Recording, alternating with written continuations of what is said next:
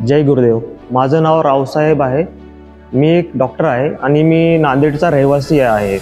मी वैभव, मी अकोला जिल्ह्याचा आहे आणि मी एक PT टीचर आहे. मी एक सांगू इच्छितो की हे जे आश्रम आहे हे नागपूरपासून थोडंसं दूर आहे. म्हणजे जे शहरामध्ये ताण तणाव आवाज वगैरे असतंय त्याच्यापासून फार दूर आहे. ग्रेस वेलनेस सेंटर नागपूर इथे मी आलो. माझी फर्स्ट सुदर्शन क्रिया झाली आणि नैसर्गिक रम्य वातावरणात इथे आपल्याला मेडिटेशन, सुदर्शन क्रिया हे सगळे प्रोग्राम करण्यात फार मदत होते. जीवन बदललं तेव्हापासून पॉझिटिव्ह थॉट्स चालू झाले. हा सुदर्शन क्रिया मी केली, एवढं फार छान वाटलं ना.